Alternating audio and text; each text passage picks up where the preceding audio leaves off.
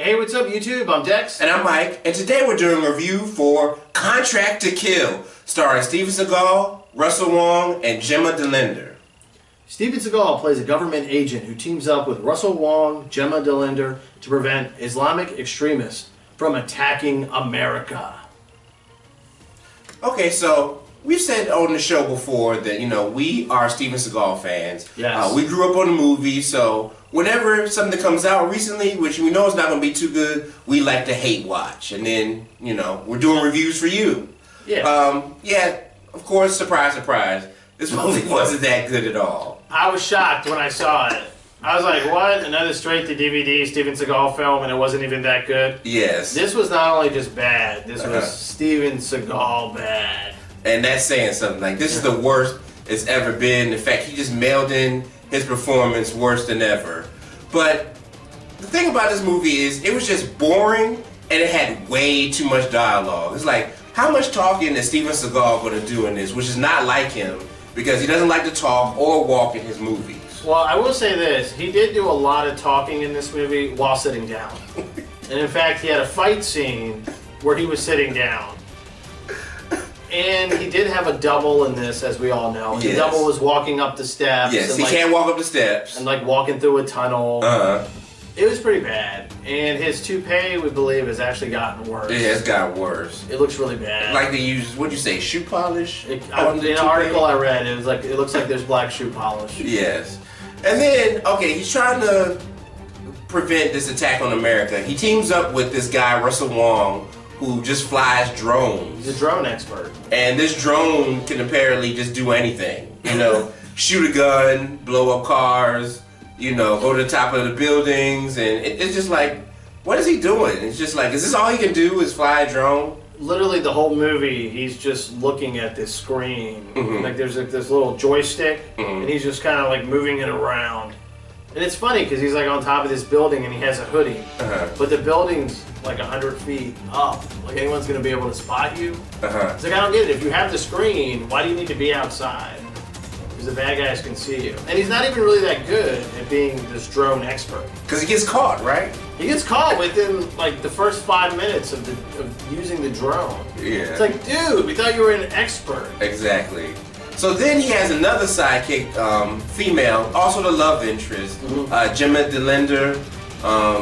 She's 22, and she's an experienced special agent. Right. She's a hot, sexy FBI agent. She should be a model, not saving America. And it's funny because we kind of calculated her and Steven Seagal know each other, so it must have been when Steven Seagal was in his 50s, and she must have been in her teens when they met.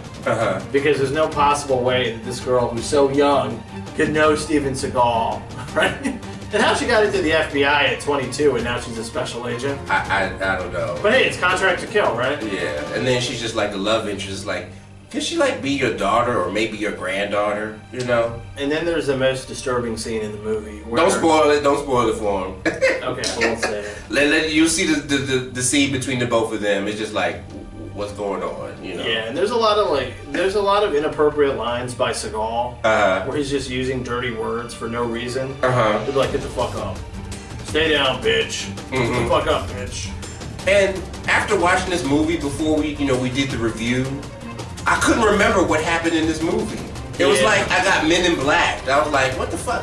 What happened in this movie? Yeah. I don't even remember. Yeah, the plot in this movie is it's so hard to understand. Yeah. Because so much of it is explained, and there's really no action, and you kind of go in and out while they're explaining it. Because we actually watched the whole thing. We did.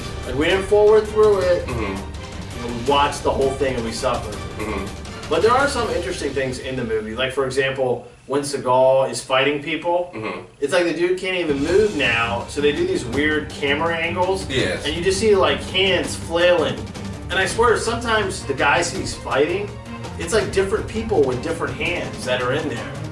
And he's just moving his hands, and then eventually they just do a flip, and they just go down. And I'm like, how's that possible? And then at one point, he was using the same move on the guys over and over again. It's okay, you don't have any more moves but that one signature finishing move? Yeah, not only is he lazy when it comes to talking, but he's also lazy when it comes to fighting now. So yeah. Fighting, walking, really anything. So what are you going to give it?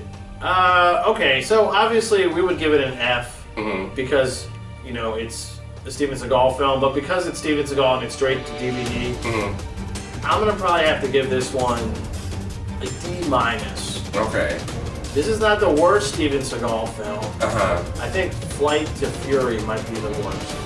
Because they actually took footage out of that movie, and they put other footage from one of his movies, and they also dubbed his voice. Yes, like he couldn't even talk in that. Yeah, like he'd go from like having like his usual accent to having like a Russian accent. I think one time he had like a Jamaican accent. Right? You're like this New Orleans Creole accent in another movie. Yeah. It's just like, what happened? So D-. Okay, I agree. D-. This is Steven Seagal bad scale D-. Yeah, it's pretty bad. I just feel bad talking about it. Yeah, but we love you, Steven. Yeah, we do, man. Just keep bringing them, man. Yeah. Just keep bringing them. I don't know what you got on Lionsgate. The fact that they're doing like John Wick 2 and they're also doing like, Steven Seagal. What do you? It's like, who do you have something on? Yeah. Maybe that's when you should make a movie about how you get your movies actually on the big screen. Exactly. Or DVD, yeah. All right. All right, looks like it's all the time that we have for today. Don't forget to like and subscribe, and please check out our other channel, Dex and Mike Movie Show. Yes, where we do international movie trailers and international reviews. All right, looks like it's all the time that we have for today. Thanks for watching. Comment below. Let us know what you think about this Steven Seagal epic film. And we will see you next time.